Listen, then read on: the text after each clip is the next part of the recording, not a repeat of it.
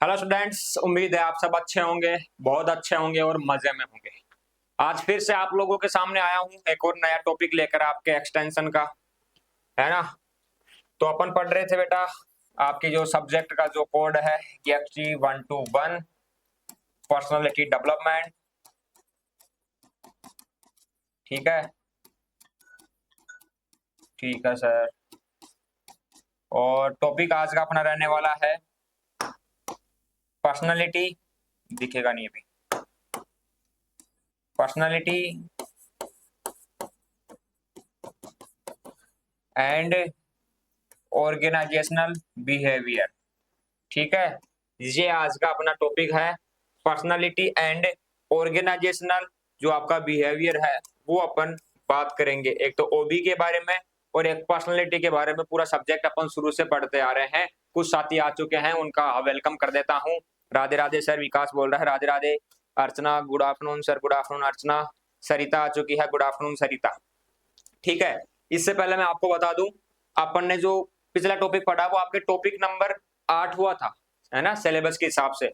और ये आपके 7 नंबर का है, लेकिन क्लास ये 8 नंबर है, वो 7 नंबर। आप जब देखोगे क्लास आपको ऐप के ऊपर कंप्लीट क्रम जो है आपको समझ में आ जाएगा माय डियर स्टूडेंट्स। ठीक है, तो आज का अपना टॉपिक है पर्सनालिटी एंड ओबी, है ना, ऑर्गेनाइजेशनल जो आपका बिहेवियर है उसकी बात करेंगे। देखो, पर्सनालिटी के बारे में शुरू से लेकर एंड तक पढ़ते आ रहे हैं, आपको समझ में आ गया होगा कि क्या आपकी पर्सनालिटी है। लेकिन अब बात करते हैं कि सर ये ऑर्गेनाइजेशनल जो बिहेवियर है, ये ऑर्गेनाइजेशनल जो बिहेवियर आप बता रहे हो ये क्या है, इसका क्या रोल है, इसकी कहाँ जरूरत पड़ गई बिना बात ही, क्या है मसला, अभी देखते हैं पूरा तसला क्या है इसका। ठीक है, देखो साथियों, इसकी ये क्या है, वैज्ञानिक अध्ययन किया गया है। क्या किया गया है? वैज्ञानिक अध्ययन किया गया है। वैज्ञानिक अध्ययन से क्या फायदा होगा सर, मैं आपको बता दूं। For example, this is a MNC, मतलब एक मल्टीनेशनल कंपनी है। ठीक है, ये कोई कंपनी है। अब मैं कुछ टर्म्स इंग्लिश में बोलने की कोशिश करूंगा, आपको समझाने की कोशिश करूंगा। आपको भी इंग्लिश की तरफ डाइवर्ट होना है, क्योंकि आफ्टर BSc आपको इंग्लिश में ही सब कुछ करना पड़ेगा। ठीक है, इंग्लिश से डरो मत, इंग्लिश से थोड़ा लगाव रखो, थोड़ा करीब आने दो उसको। मैथ की तरह मत डरो, मैथ से तो मान लेते डर लगता है, लेकिन इंग्लिश से थोड़ा पास जाने की कोशिश करो। इंग्लिश काफी बेटर है, आप समझ सकते हो। अपनी मातृभाषा तो हिंदी आपको आती है, लेकिन इंग्लिश भी आप लोगों को थोड़ी आ जानी चाहिए, क्योंकि कभी विदेश घूमने जाएंगे तो वहां के जो फॉरेन जो भी साथी है उनसे आप कैसे बात करोगे, hello how are you, I am fine and you my dear friends, तो आपको इंग्लिश आनी चाहिए। मान लो कि ये कोई भी कंपनी है। अब इस कंपनी के अंदर क्या है साथियों, मैं आपको बता दूं, जो भी इसके कर्मचारी है, ठीक है, ये मान लो इसके कर्मचारी है। अब इन कर्मचारियों के लिए इनका बिहेवियर, कि देखो यहाँ पर ये कंप्लीट कर्मचारी बैठे हुए हैं, ये अपना काम कर रहे हैं, तो इनका कैसे बिहेवियर का पता लगेगा। कौन वो जो मैंने आपको बताया था ना, इंट्रोवर्ट एक्सट्रोवर्ट है, कौन ज्यादा वर्क कर पाता है, क्या एफिशिएंसी है, उनके बारे में अध्ययन करने के लिए एक बार क्या किया गया है, इनका एक साइंटिफिक अध्ययन किया गया है, जिसमें अपन देखेंगे कि संगठनात्मक जो आपका व्यवहार होता है वो कैसा होता है। हर व्यक्ति का अलग अलग होता है। फॉर एग्जाम्पल, एक साथी है जो 5 स्टूडेंट सामने बैठे हैं और उसको मंच पर आकर बोलने के लिए कह दे तो वो नहीं बोल पाएगा। ठीक है कि नहीं, मेरे से नहीं बोला जाएगा। एक की तरफ से 1500 बैठे रहो, वो जाके बोल देगा। ठीक है, तो उनका सबका बिहेवियर, सबकी थिंकिंग, सोचने की क्षमता, सारी चीजें अलग है, तो वही चीज अपन पढ़ेंगे। 100% इजी है सर जी, नमस्ते। ठीक है, नमस्ते गुलशन कुमार, राम राम सर जी, राम राम गुलशन। ठीक है, तो इसके लिए अपन क्या पढ़ेंगे, ऑर्गेनाइजेशनल जो बिहेवियर है वो अपन पढ़ेंगे। हिंदी और इंग्लिश दोनों में बात करेंगे, समझ में आपको आ जाएगा, तो डरने की, छोटा सा टॉपिक है, छोटा सा टॉपिक है।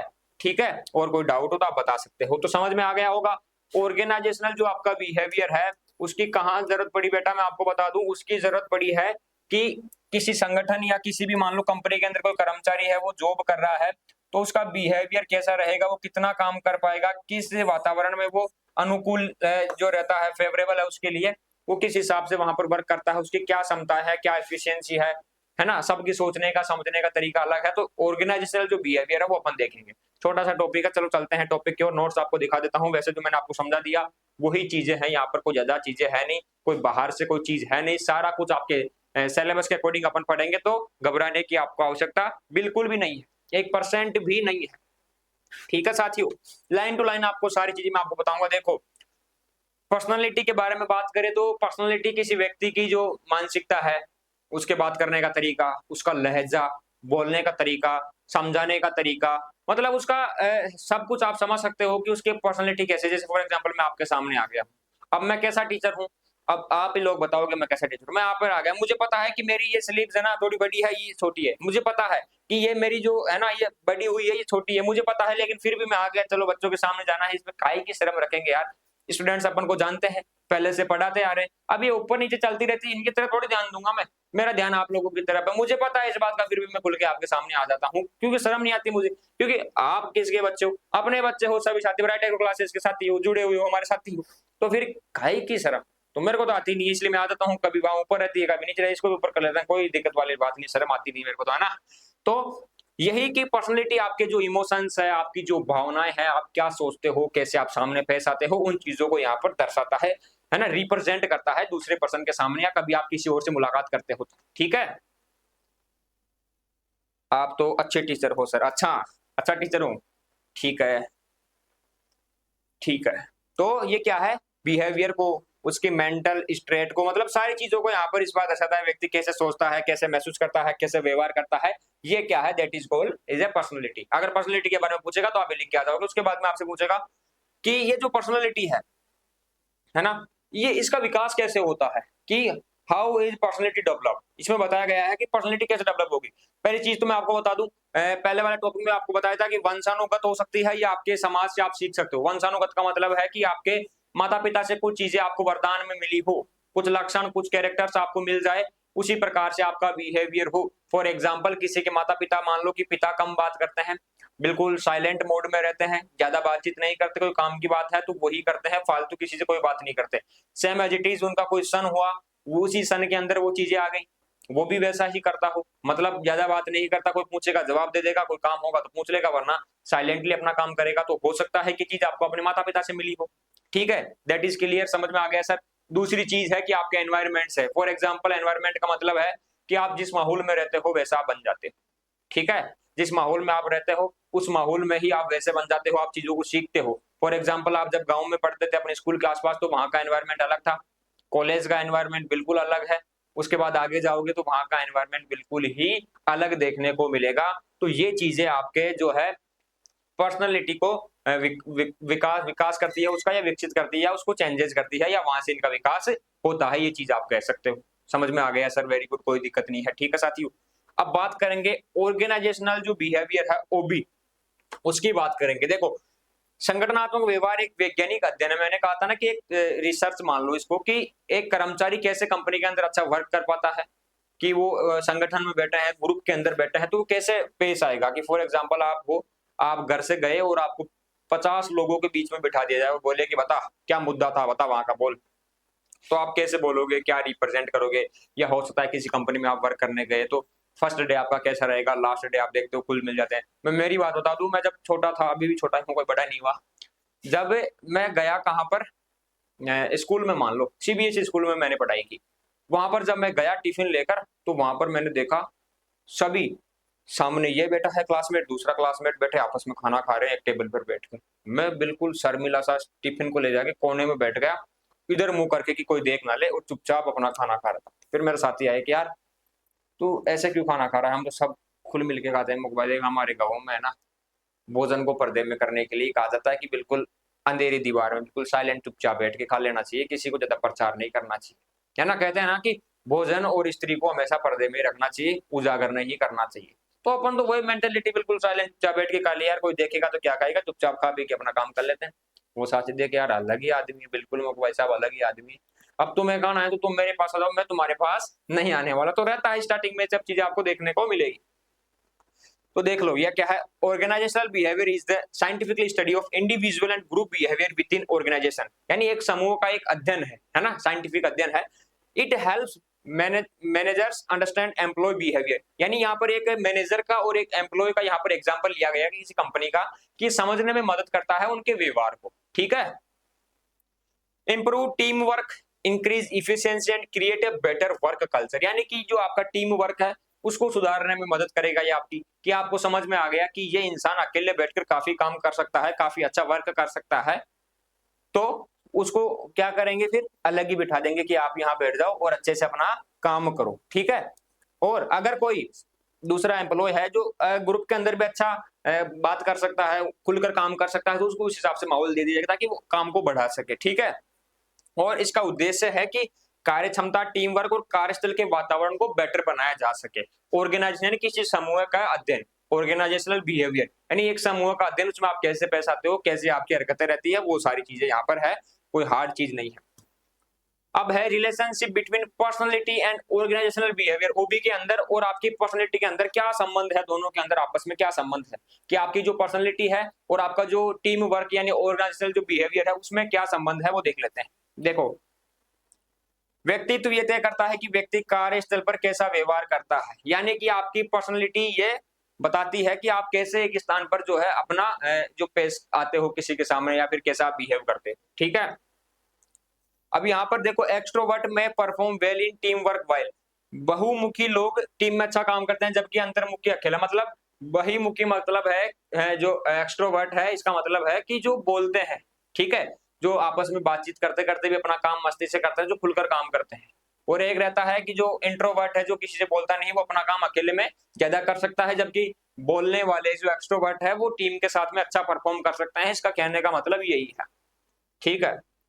Personality help predict job satisfaction, leadership potential and stress levels. व्यक्तित्व से यह अंदाजा लगाया जा सकता है कि व्यक्ति नौकरी से कितना संतुष्ट रहेगा, उसमें नेतृत्व की क्षमता कितनी है और वो तनाव कैसे संभालेगा। यानी आपका व्यक्तित्व ये भी बता देगा कि आप जो कंपनी में वर्क कर रहे हो वहां पर खुश हो या नहीं हो, है ना? आप खुलकर काम कर पा रहे हो, नहीं कर पा रहे, लोगों से खुलकर पेश आ रहे हो, नहीं आ रहे हो, ये सारी चीजें कौन दिखा देगा? आपकी पर्सनैलिटी एंड ऑर्गेनाइजेशनल जो बिहेवियर है, इन दोनों का यहाँ पर कंपेयर किया गया। अब देखो, यहाँ पर एज ए बिजनेस पर्पज अपन बात करें तो पर्सनैलिटी का भी एक बहुत बड़ा रोल रहता है लाइफ के अंदर, ठीक है? और इससे पहले मैंने स्किल्स की बात की थी, एक एग्जांपल आपको देता, अगर वो याद हो तो आप उस स्किल्स पर काम करना है, उस पर जोर देना है, जो चीजें मैंने आपको बताई थी काफी बेटर है वो, साथ ही मैं आपको बता दूं। एक चीज ध्यान रखना, अगर आप जिंदगी में जॉब नहीं लग पाए और अगर आप में स्किल्स आपने डेवलप कर ली तो हमेशा अच्छा पैसा कमा के जिंदगी जी जाओगे। अब पैसों का एग्जांपल मैंने इसलिए दिया है क्योंकि बेसिक नीड है, यहाँ पर हर किसी को इसकी आवश्यकता रहती है, तो ये आपके लिए भी बेसिक नीड होने वाली है, ठीक है? तो ये चीजें हैं साथियों, मेरे हिसाब से टॉपिक कंप्लीट है, थोड़ा बहुत और बचा हुआ है वो भी देख लेते हैं क्या है। इंपोर्टेंट पर्सनालिटी स्टोरीज इन ओबी, है ना? संगठनात्मक व्यवहार में समय महत्वपूर्ण व्यक्तित्व सिद्धांत, यानी कि क्या क्या सिद्धांत यहाँ पर दिए गए हैं, देख लो एक बार थोड़ा सा। ओपननेस, नवीन विचारों के लिए खुलापन, ये किसके लिए है? 5 पर्सनालिटी ट्रेट्स यहाँ पर दिए गए हैं, ओशियन मॉडल है, ठीक है? पर्सनालिटी के लिए 5 मॉडल है, जो देख लो आप, आपके वैसे उसमें दिया हुआ तो नहीं, लेकिन आप पढ़ लो, माइंड में रहेंगे तो अच्छा ही है, कोई गलत चीज नहीं है, ठीक है? मीनिंग देख लो, मीनिंग क्या है इंग्लिश में और हिंदी में दिया। ओपननेस यानी क्रिएटिविटी, पर्सन ऑफ आइडियाज, यानी कि नवीन विचारों के लिए खुलापन रहता है। कॉन्शियसनेस, ऑर्गेनाइज, डिपेंडेबल, मतलब व्यवस्थित और जिम्मेदार रहता है। और एक्स्ट्रावर्जन, आउटगोइंग एंड सोशल, यानी मिलना सार और बातूनी। एक्सट्रोवर्ट, इंट्रोवर्ट मैंने आपको बता दिया, वही एग्जांपल है यहाँ पर, बस थोड़े वर्ड चेंज इंग्लिश के अंदर, तो घबराना मत आप सभी साथी, है ना? एग्रीएबलनेस यानी कि कोऑपरेटिव काइंड, यानी सहयोगी और विनम्र। फिर है न्यूरोटिज्म, इमोशनल स्टेबिलिटी, लो स्कोर, स्टेबल हाई एक्सिस, भावनात्मक स्थिरता, कम स्कोर। मतलब इनका कहने का मतलब है कि जो आपकी पर्सनालिटी है वो किस हिसाब से आप चेंजेस करते हो, कहाँ पर ये काम आती है, क्या क्या जो इसके 5 मॉडल है, जो 5 थ्योरी है, वो यहाँ पर बताई हुई है, ठीक है? इतना ही है, कोई ज्यादा हार्ड चीज यहाँ पर देखने को नहीं मिलेगी। उसके बाद है B type, A and B type personality में क्या क्या है, देखो। टाइप ए और टाइप बी के बारे में बताया गया, महत्वाकांक्षी, प्रतियोगी और तनावग्रस्त रहता है। शांत, धैर्यशील और संतुलित। देखो, ये चीजें मैंने आपको पहले भी बताई थी, दोनों में डिफरेंट टाइप ए और टाइप बी के अंदर पहले भी आ चुका है। टाइप ए पर्सन और टाइप बी बीते 2 दिनों के अंदर ही अपन ने वो टॉपिक पढ़ा था, उसी का यहाँ पर पार्ट है, तो घबराने की आवश्यकता नहीं है, वही चीज है, समझ में आपको आ गया होगा। दोबारा आपको बता देता हूँ कि type A and type B person है, दोनों की सोचने की क्षमता अलग है, दोनों का काम करने का तरीका अलग है, दोनों अलग तरीके से सामने पेश आते हैं। जैसे मान करो आप लोगों में से 2 साथी हो, कोई भी स्टूडेंट हो, एक साथी अलग तरीके से सोचता है, दूसरा अलग तरीके से सोचता है, दोनों की सोच अलग है, दोनों की काम करने का तरीका अलग है, दोनों का नजरिया अलग है, दोनों का जो पर्सनैलिटी है वो अलग है, ठीक है? वही चीज यहाँ पर बताई गई है।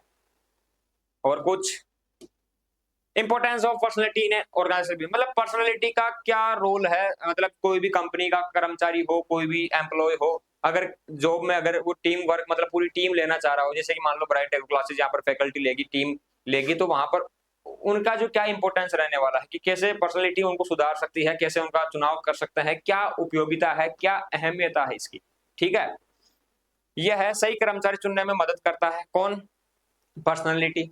देखो अगर पर्सनैलिटी से अपन देख लेंगे, आप लोगों की स्किल्स मान लो कि मैं देख लूं कि आपकी काफी अच्छी स्किल्स है, आप अच्छा पढ़ा सकते हो, बोलने का तरीका अलग है, समझाने का तरीका आपका बेस्ट है, लहजा आपका एक नंबर है, स्टूडेंट्स को आपका समझ में आएगा, तो उस हिसाब से क्या होगी, हेल्प मिलेगी। ठीक है, मजबूत टीम का निर्माण कर सकते हैं, टकराव को कम करता है, कर्मचारी संतुष्ट और संगठन से जुड़ाव को बढ़ाता है, और संचार और नेतृत्व में सुधार लाता है। मतलब ये चीजें हैं जो कौन करता है, आपकी पर्सनैलिटी ऑर्गेनाइजेशनल बिहेवियर में हेल्प करती है ना। कि मान लो अगर आप कोई भी कर्मचारी ले रहे हो अपनी कंपनी के लिए, मान लो कि मैं टीचर ले रहा हूँ अपने कोचिंग के लिए यहाँ पर बड़ा टाइप क्लासेस में, तो वो हेल्प करेगा अच्छी टीम का निर्माण, उनको संतुष्ट करने के लिए, उनसे बात करने का तरीका, वो सारी चीजें यहाँ पर देखने को मिल जाएगी। तो पर्सनैलिटी का एक मेन रोल है ऑर्गेनाइजेशनल बिहेवियर के अंदर। ठीक है, और पर्सनैलिटी ही पढ़ रहे हैं शुरू से लेकर एंड तक, इसमें पर्सनैलिटी के बारे में ही पढ़ेंगे अपन, कोई और टॉपिक नहीं है साथियों। ठीक है, बार बार मेरी नजर उधर जा रही है, इसका मतलब कि मैं आपके कमेंट्स देख पा रहा हूँ। ठीक है ना, ये मत देख लिया करो कि सर आप उधर क्या देख रहे हो, कोई फिल्म चल रही है क्या, नहीं फिल्म नहीं चल रही, मैं आपके कमेंट्स देखता रहता हूँ स्क्रीन पर, ताकि आपके कमेंट्स मुझे दिखाई देते। ठीक है, अब है example. In a sales job, a person with an extrovert and agreeable personality is more likely to succeed because they can connect with clients easily and build trust। ठीक है, आपको समझ में आ गया सर, आप थोड़ा हिंदी में भी पढ़ दिया करो, हम भी देख रहे हैं। ठीक है, हिंदी में भी पढ़ देता हूँ, है ना, कह दिया करो। उदाहरण के लिए एक सेल्स की नौकरी में एक बहुमुखी यानी एक्सट्रोवर्ट और मिलनसार व्यक्ति अधिक सफल होता है, क्योंकि वह ग्राहकों से आसानी जुड़ सकता है और विश्वास बना सकता है। फॉर एग्जाम्पल कि मान लो आपकी कोई शॉप है, आप वहां पर काम कर रहे हो, आपके मालिक की आपकी कोई शॉप है, और अगर आप वहां पर बोलने वाले हो, कोई कस्टमर आया, राम राम काका, राम राम, क्या हाल है आपके, बढ़िया, और दिखे ही नहीं 2 दिन में, तो आप कहाँ रहे थे कि वो आना नहीं हुआ, वो मतलब आप व्यवहार बना लोगे उनसे। व्यवहार का मतलब है कि जब भी उनको कोई सामान चाहेगा, काका सीधा आपके पास ही आएगा, काका को आप सामान दे दोगे। फॉर एग्जाम्पल मैं बता रहा हूँ। तो ऐसे ही किसी कंपनी के अंदर कोई एम्प्लॉय है, वो बोलने की क्षमता रखता है, मतलब बहुमुखी है, सबसे बात करता है, राम राम श्याम श्याम राधे राधे जो भी करता हो वो अपने लहजे से करता है, तो वो बात करेगा, बातें बढ़ेगी। एक चीज आप देख रहे हैं, इंसान की एक प्रवृत्ति होती है। फॉर एग्जाम्पल कि मान लो आप में से 2 दोस्त हो, कोई भी आप 2 फ्रेंड्स हो, आप एक बार घूमने गए सवाई माधोपुर रणथंभौर में गए। ठीक है, तो आप दोनों जब गए तो वहां पर एक जगह आप रुके और वहां पर आपने चाय नाश्ता किया। अब इनमें से एक दोस्त अगली बार दूसरे दोस्त के साथ में गया, तो उसने क्या कहा कि यार भाई यहीं पर रुकना है, यहीं पर चाय नाश्ता करेंगे अपन, क्यों, क्योंकि यहाँ पर आप पहले रुक चुके। तो इंसान की प्रवृत्ति रहती है, जहां पर एक बार वो रुक जाता है और उसी रास्ते में अगर उसका दोबारा जाना होता है ना, तो सेम उसी पैलेस को वो चूज करता है। क्या करता है, सेम उसी पैलेस को वो चूज करता है। ऐसा 99% देखने को मिलता है कि मान लो आप कहीं गए और अगर दोबारा आप उस जगह पर किसी और के साथ में जा रहे हो, तो आप कहोगे कि यार देख यहाँ पर कुछ लेना हो यहाँ पर ले लेना, मैं रुक के गया था, यहाँ पर ऐसी चीजें हैं, वो चीज है। तो ऐसा देखने को मिलता है। ठीक है, तो एग्जाम्पल से मैंने आपको समझा दिया, ये एग्जाम्पल दिया हुआ है, एग्जाम्पल इसीलिए दिया गया है ताकि आपको समझ में आ जाए। तो यही टॉपिक था, कोई डाउट हो तो दोबारा पूछ सकते हो, बता सकते हो। अच्छा, नोट चाहिए नरेश कुमार, कोई बात नहीं नरेश, जिसके भी नोट चाहिए बेटा, आप 86 वाले नंबर है उन पर बात कर लो, है ना, मैसेज कर देना, अपने जो कॉन्टेक्ट नंबर है उन पर आप मैसेज कर देना, आपको जो भी नोट्स वगैरह चाहिए सारी चीजें आपको मिल जाएगी। देखो यहाँ पर नंबर दिए हुए रहते हैं, इन पर व्हाट्सअप कर दिया करो जब भी कोई डाउट हो, कुछ भी पूछना हो तो। ठीक है, ठीक है, आप बता दो, समझ में आ गया सभी साथियों को? कमेंट कर दो भाई, जो भी 10-15 साथी जुड़े हुए हैं वो कमेंट कर दो, मैं देख पा रहा हूँ आप लोगों को। जल्दी जल्दी कमेंट करेंगे ताकि सेशन को एंड करेंगे, फिर मिलेंगे नए अंदाज, जोश और जुनून के साथ में। ठीक है, और उसके बाद में इंस्टाग्राम कौन कौन यूज करता है, ज्यादा यूज करते हो तो बंद कर देना भाई, पढ़ाई पर फोकस करना है। और सर हम समझ रहे हैं, आप कह रहे हो कि ब्राइट वाली आईडी पर रील आने वाली, बिल्कुल रील तो आती रहेगी वहां पर, उसमें कोई शक नहीं है। यस सर, वसुंधरा समझ में आ गया, very good dear, very good. ठीक है, तो छोटा सा टॉपिक था, प्यारा सा, लगभग 20 मिनट में अपन ने कर लिया, और समझ में भी आपको आ गया, नोट्स आपको मिल जाएंगे। और हाँ, एग्जाम में कैसे लिख के आना है, क्या करके आना है सर, वो तो थोड़ा वो मैं बताऊंगा आपको, है ना। आपके लिए मैं क्या लेके आऊंगा साथियों, क्या लेके आऊंगा आप लोगों के लिए, सभी के लिए मैं लेकर आऊंगा सब्जी नहीं, सब्जी नहीं, one shot class, one shot class. ठीक है, और बेटा इसका गेस पेपर, गेस पेपर। अब सभी साथी इस चीज को शेयर करेंगे और वीडियोस वगैरह को शेयर किया करो, ब्राइट टेक क्लासेस की टीम को आपको बढ़ाना है। ठीक है, हाँ, चारों ने इंस्टाग्राम डाउनलोड ही नहीं कर रखा। वेरी गुड, आपने कम से कम 20 से 25 एमबी डाटा बचा लिया है और अपना टाइम जो बचा लिया, जो उस डाटा से भी कई ज़्यादा कीमती था। आपका टाइम आपके लिए सोना है, यानी कि 1 किलो सोने की कीमत अगर 1 करोड़ रुपए है, तो आपके टाइम की कीमत इससे भी ज़्यादा है, क्योंकि ये सोना आप खरीद सकते हो उसी टाइम में। तो आपका टाइम महँगा है सोने से भी, समझ में आ गया होगा। हाँ सर, समझ में तो आ गया। तो इसीलिए आपने बहुत अच्छा काम किया। वेरी गुड, नहीं चलाना चाहिए, सोशल मीडिया से दूर रहना चाहिए, क्योंकि आंखें खराब हो जाती है, टाइम वेस्ट हो जाता है और कहीं ना कहीं माइंड का विकास नहीं हो पाता। इसीलिए सभी साथी मस्त रहेंगे। हाँ हाँ, ठीक है नरेश। वसुंधरा भी नहीं चलाती, ठीक है। ठीक है, जिनको भी नोट्स वगैरह कुछ भी चाहिए वो मिल जाएगा। Complete classes BSc agriculture semesters की आपको यहाँ पर मिलती रहेगी, और उम्मीद करता हूँ कि आपके सेमेस्टर का रिजल्ट भी बेटर तरीके से आएगा। अच्छा ओजीपी आप बनाओगे और आगे जाके याद करोगे ब्राइट एग्रो क्लासेस बेस्ट है। सर ने हमारे लिए काफी हेल्प की थी, हमारी मदद की थी, और आज हम यहाँ पर है। हम चाहते हैं कि आप उस मुकाम पर जाओ जहाँ पर कोई नहीं जा पाता, ठीक है, वहां जाना है। क्योंकि किसान परिवार से निकलकर अगर आगे तक अपन जाएंगे, तो कहीं ना कहीं किसान जो अपनी कौम है वो मजबूत होगी, और उसे मजबूत करने का काम भी अपन ही करने वाले हैं साथी। ठीक है, तो मस्त रहना है लाइफ में, डिप्रेशन में नहीं जाना, सही तरीके से सही काम करते रहना है। रिजल्ट आपको मिल जाएगा, आज नहीं तो कल रिजल्ट आपको मिलेगा। हमेशा मोटिवेट रहना है और सही चीजें आपको करनी है, गलत चीजों में से दूर आपको थोड़ा रहना है। मिलते हैं नेक्स्ट सेशन में, तब तक के लिए बाय बाय, विदा लेते हैं। ठीक है, टाटा, सी यू, ओके गाइज, ओके।